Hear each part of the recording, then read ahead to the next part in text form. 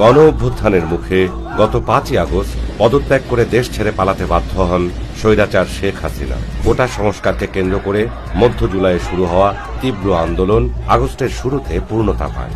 ছাত্র জনতা, রাজনৈতিক কর্মী, কৃষক, শ্রমিক, দিনমজুর, ধনী গরিব সকল শ্রেণী পেশার মানুষের সক্রিয় অংশগ্রহণ ও আত্মত্যাগের মাধ্যমেই ঘটে ঐতিহাসিক এই গণ অভ্যুত্থান।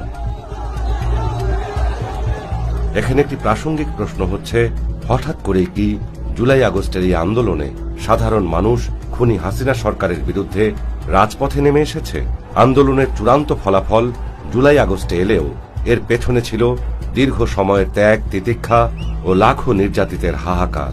2009 সাল থেকে ফ্যাসিস্ট আওয়ামী সরকারের দীর্ঘদিনের অত্যাচার, নির্যাতন, নিপীড়ন, গুম, খুন, দুর্নীতি, দুঃশাসনের কারণে মানুষের মধ্যে যে ক্ষোভ জমা হয়েছিল তারই বিস্ফোরণ ঘটেছে জুলাই আগস্টের এই বিপ্লবে।